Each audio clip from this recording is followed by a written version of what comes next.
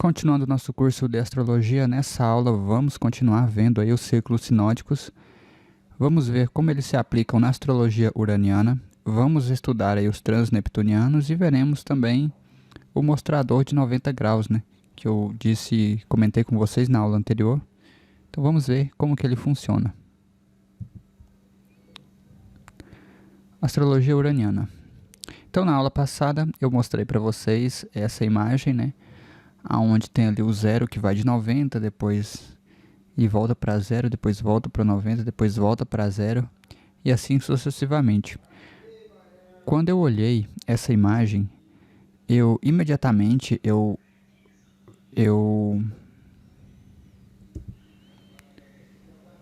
disse para vocês, né, que eu lembrei desse movimento aqui, né, em que o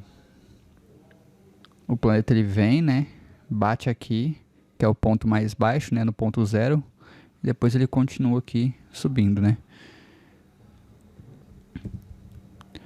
Então, talvez ali esteja confuso para vocês verem, mas eu trago aqui então um exemplo mais limpo, né, onde a gente tem aqui o caminho de Júpiter, né, bateu no ponto mais baixo, ele pega e continua subindo novamente.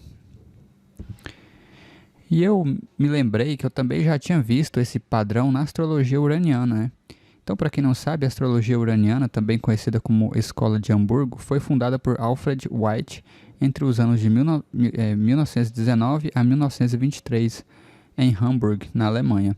O sistema uraniano não substitui a astrologia tradicional clássica, mas a complementa e a realça, acrescentando profundidade à análise. Então, no sistema uraniano, nós temos aí 8 planetas, que são chamados de transneptunianos. A diferença do sistema uraniano para o clássico é que eles utilizam o ponto vernal, né? Então, o método de cálculo parte do ponto zero de Ares. Eles utilizam os mostradores, né, de 90 graus e 360 graus, que é o mais comum. Nesse aqui que está na imagem é o de 90 graus, onde eles separam em signos cardinais mutáveis e fixos. Aí gera 3 setores de 30 graus, né, cada, somando tudo dá 90 graus. No sistema uraniano também tem uma ênfase nos aspectos difíceis, né, nos aspectos que são divisíveis ou subdivisíveis por 90, então a gente tem ali o 0 graus, 180, 90, 45 e assim sucessivamente, conforme vocês podem ver na imagem. No sistema uraniano, o meio do céu descreve o eu, e o ascendente descreve o meio ambiente e os outros, tá? É o contrário aqui, da astrologia clássica. Mas tem uma lógica por trás disso, né? É devido a esse sistema de acumulação e distribuição. Então, onde o ascendente, por ele ser o ponto mais alto, ele naturalmente seria o eu, né? Como a pessoa queria ser vista, né? E o ascendente é como os outros a veem. As características mais iminentes dela, né? Como os outros a veem. E o MC descreve o eu porque é como a pessoa queria ser vista. O bom ou mal, né? Se o planeta é bom ou mal, o aspecto é bom ou mal, é determinado pelo ponto do planeta, não pelo aspecto.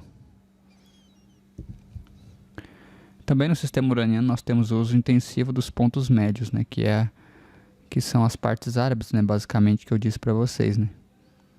Nós temos aí imagens planetárias, né, que são simetrias de abertura de arco iguais, né, A mais B menos C igual a D. Nós temos a interpretação do gráfico principalmente por aspectos e imagens, sem ênfase nos signos do zodíaco. E além disso, o sistema uraniano foca nas direções do arco solar junto com os trânsitos para fazer previsões.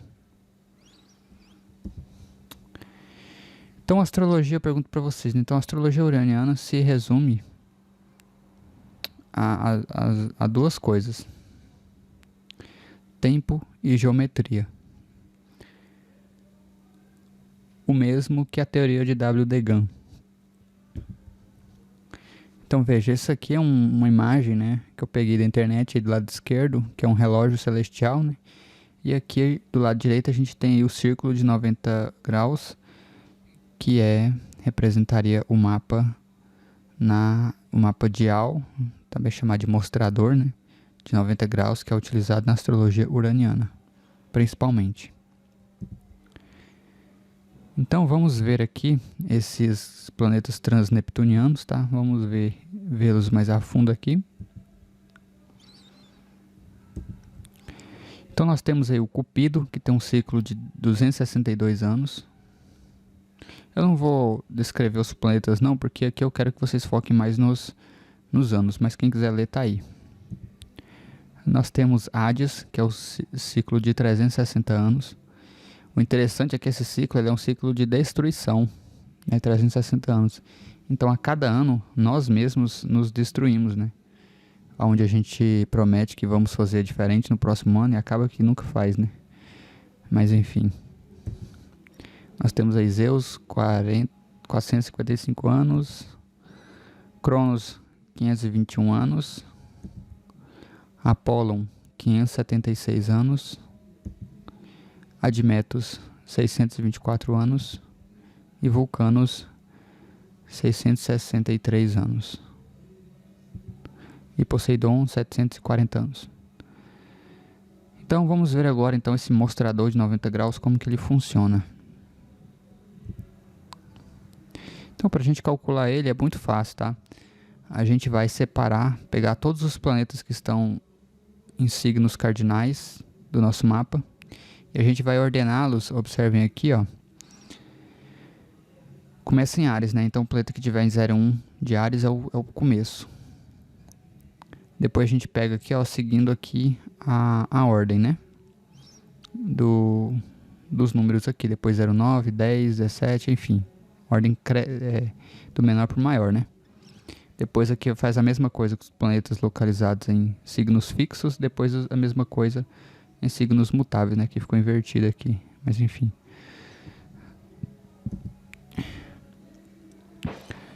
Aí a gente vai plotar, né? A gente vai colocar esses planetas aqui na roda, né? Então a gente vai pegar aqui o primeiro 01, Áries, Saturno, a gente coloca aqui. Depois naquela mesma ordem que a gente viu lá, né? Na tabela. E vai preenchendo aqui, ó. Então perceba que até aqui são só os signos cardinais. A partir de agora são os mutáveis. A gente vai colocando. Depois a partir daqui são os... Não, cardinal, fixo, né? Agora os mutáveis. Isso.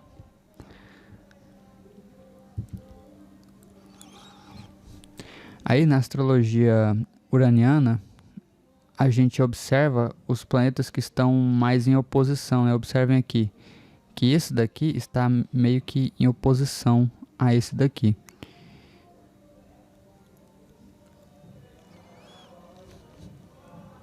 Não é bem assim, não é bem oposição, como é que eu vou falar? É mais um... Seria meio que... Seria praticamente igual a conjunção, né, da astrologia. Então esses dois planetas aqui, eles unem forças, né, em prol de uma causa, vamos dizer assim. Mas nem sempre isso é positivo. É isso que eu quero dizer, tá? Então a mesma coisa aqui e a mesma coisa aqui.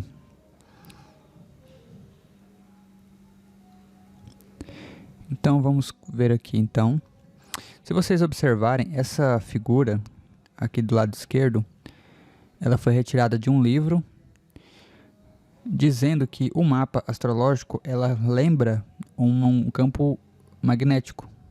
Se a gente conectar aqui, ó, então se a gente fizer essas conexões aqui com as casas, né? Então se a gente fizer essas conexões aqui, a gente chega numa imagem que lembra um campo magnético. Então eu me fiz uma seguinte pergunta. Eu olhei para isso e eu meio que vi que isso parece com notas musicais, né? Se a gente pegar aqui o C1 mais o M3, que é aqui, né? Esse aqui já é um signo mutável, né? Cardinal, fixo, mutável, exatamente. Então aqui, ó, C1, que é aqui, com M3 aqui, ó, eu somei aqui, né, e fui reescrevendo aqui, né. Aí eu coloquei isso aqui, eu vi que, bom, isso aqui me lembra notas musicais, né, muito parecido. O que eu posso fazer com isso, né? Então o que eu fiz? Eu separei, eu ordenei eles, né, aqui, numa sequência. E essa sequência eu disse, né, que é uma sequência mágica para fazer previsões. Vocês já vão entender o porquê. Então eu cheguei aqui nessa imagem, a gente viu que no curso de numerologia, que os números de 1 a 9 eles representam ciclos, né? E aqui na astrologia nós temos os cardinais, os fixos e os mutáveis. Então eu condensei essa informação aqui nessa linha. Vamos estudar um pouco aqui a biografia do William Delbert Gunn. Então, aos 13 anos, ele teve o seu primeiro contato com investimentos. Depois, aos 16, seu primeiro emprego como jornaleiro. 23, ele casou-se. 25, mudou-se para Nova York. 30 anos, descobriu a fórmula, né, o time factor, né, que é o fator tempo. Ou seja, como prever, né, o mercado financeiro usando a astrologia. Aos 30 anos, ele também divorciou e casou. Isso aqui ficou invertido, né? Que loucura. Depois, aos 44 anos, ele entrou para a maçonaria. Aos 59 anos, ele divorciou. E aos 66 anos, ele casou de novo. Ou seja, o cara divorciou e casou inúmeras vezes. Então, vamos ver como a gente pode utilizar esse mostrador de 90 graus para fazer essas previsões na vida dele. Então, o que eu fiz? Eu peguei aqui os signos, os planetas, a posição relativa que eles estavam no mapa do William Delbert Gunn.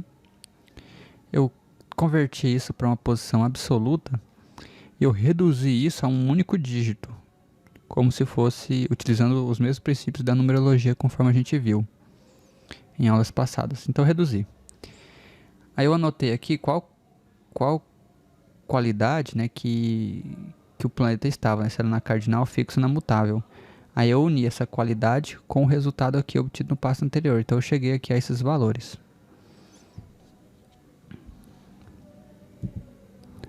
E fiz aqui a mesma coisa também aqui para os demais asteroides e nodos. Então eu vou utilizar aqui esse modelo que eu criei, em que eu dividi aqui em períodos de 3 anos, né, se eu não me engano.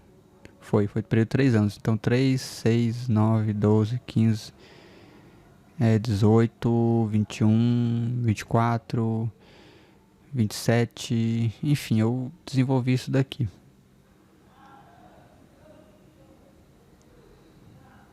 Acho que não era 3 anos, 9 anos, é um negócio assim, tá?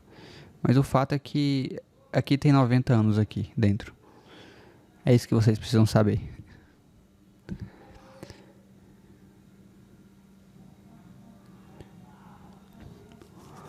Então vamos lá, Marte está localizado, recebeu a nota C2, né, no nosso cálculo lá. Então a gente vai colocar ele aqui, ó. Ou seja, mostrando que em 1884, Marte foi ativado quando ele tinha 6 anos de idade. Depois Saturno também caiu aqui, na mesma posição.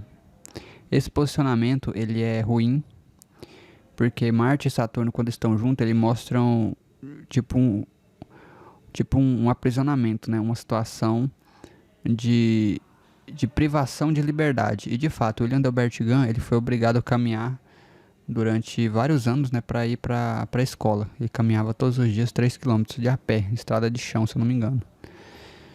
Então isso aqui mostra essa privação de liberdade, mas o ponto positivo desse posicionamento é que ele também favorece o empreendedorismo, né? Já que Marte e Saturno ele tem habilidade para isso. Esse posicionamento também indica que ele foi uma pessoa com a infância difícil, né? Nasceu bem, numa família bem pobre. Então nós temos aqui o ascendente que recebeu F5, que a gente vai colocar ele aqui. Veja, aos 15 anos. Vamos ver o que aconteceu na vida dele mesmo com 15 anos, que agora eu esqueci. Ah, sim, ele foi jornaleiro, né? Ele começou a querer ganhar um dinheiro, né, pra ajudar a família e tal.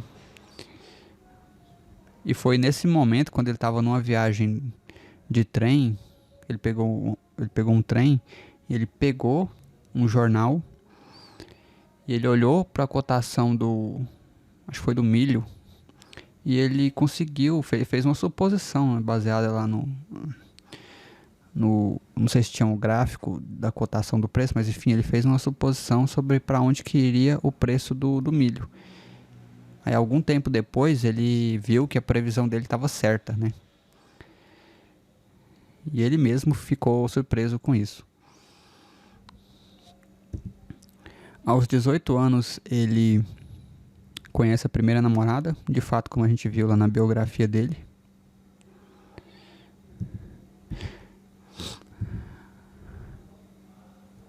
Aí percebam, ó, Vênus recebeu F9, só que não tem F9. Então a gente vai pro próximo, que seria cardinal fixo mutável. Então a gente agora, como não tem, Vênus recebeu F6, né? Como não tem F6 aqui, a gente vai então pro próximo. Seria F6, então seria M9, no caso aqui, né? Depois do F é o M. É por isso que o nó do norte é colocado aqui. Ou quer dizer o nó do norte, né? Enfim, vocês entenderam. 27 anos.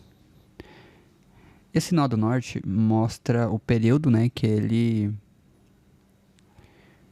ele se mudou para Nova York para trabalhar numa corretora na Wall Street.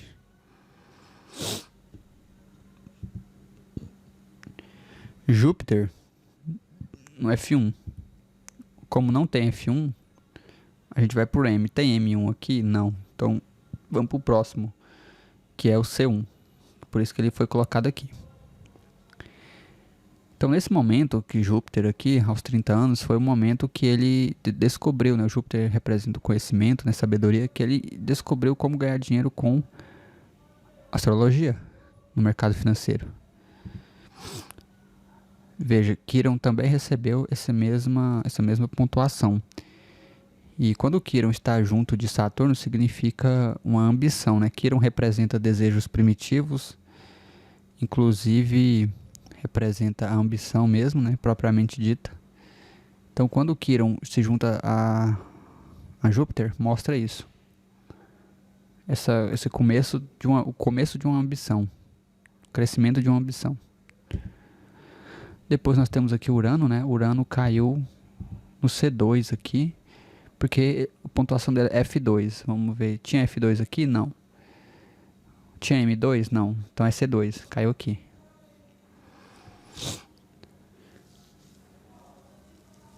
(33 anos), agora eu esqueci aqui. Vamos voltar lá no slide, para nós ver o que aconteceu nesse período. Deixa eu sair daqui, como é que sai? Volta.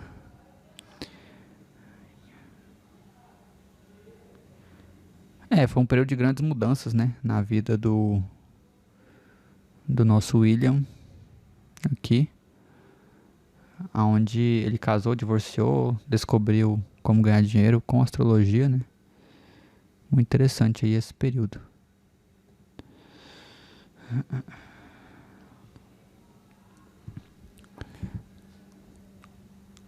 Plutão aqui, mais uma vez, mostrando isso, né? Mostrando mudanças profundas, tanto na sua forma de agir, né? Nos seus próprios desejos,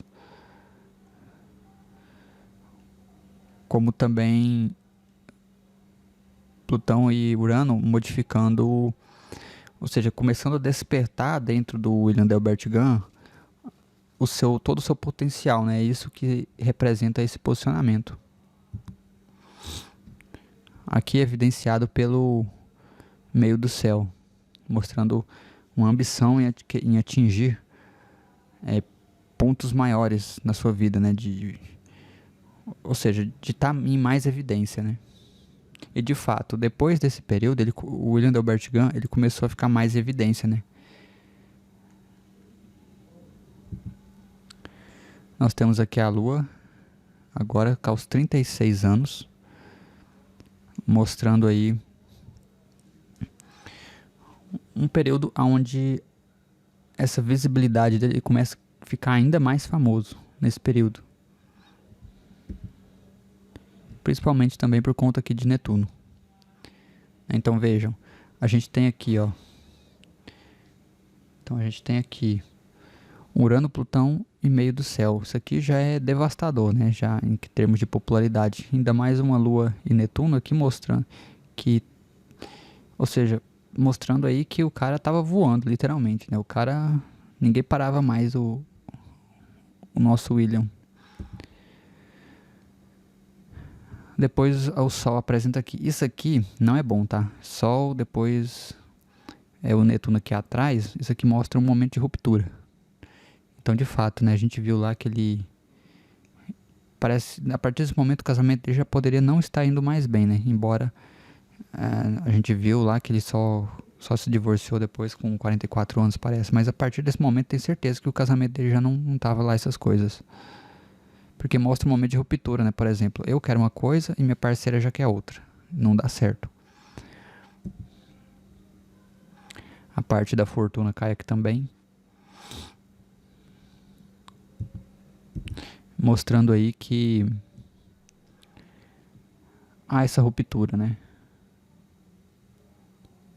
Há essa ruptura aí. Em busca de mais fama, de mais... Em busca dele mostrar de fato ao que veio o mundo, né? A ser uma pessoa afortunada. Então esse aqui é um exemplo, tá? Dessa técnica que eu desenvolvi, entre aspas, né? Mas assim, eu adaptei, tá? Essa técnica.